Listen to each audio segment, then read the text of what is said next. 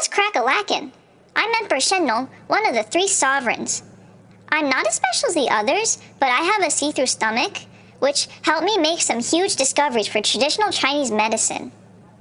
I kinda just ate random plants to see what they did, and my findings were later compiled into a book, the Shennong Bencao, or the Divine Farmer's Materia Medica.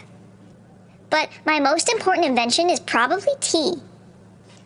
I was just sitting under a tree in the fall, boiling water to drink, because water straight from a stream will make you sick, when some dry leaves from the tree fell into the water. Of course, I drank the leaf water, because I was curious. It tasted good. And then I thought, could this be used as a medicine? Yes.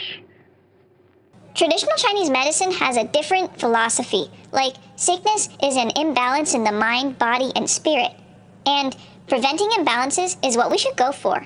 So that means that treatments are different for everybody. A doctor might prescribe different teas for different problems.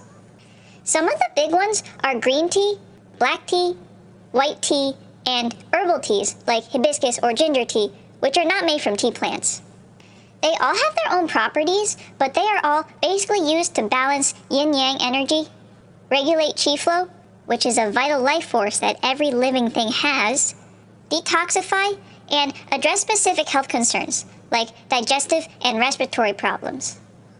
So, the reason why I'm here in the first place is because I found this thing from the future that lets me see stuff that happened after I, left the Earth. I'm going to see what happened to my invention. This is when tea went from a medicine to a beverage. Instead of using fresh leaves, the tea was compressed and dried, and then ground into powder and boiled in water. It was also around this time that porcelain was invented to preserve the flavor of the tea. This is when tea ceremonies were developed. The powder was whisked into boiling water, which required a lot of skill. During this dynasty, the Hongwu Emperor's compassion for the working class was stirred by his own peasant background, and he abolished compressed tea in favor of loose leaf to ease the strain of production on farmers. 真的好，加油!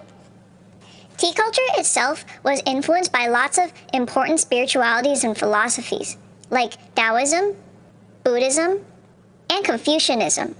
So it quickly became tied to things like social obligations, reciprocity, and respectability, and inspired lots of poetry and art. Very mindful. Very demure. Ayo, Europe? That's really far. What? There's a whole other half of the world I didn't know about? I wonder what they think of my invention.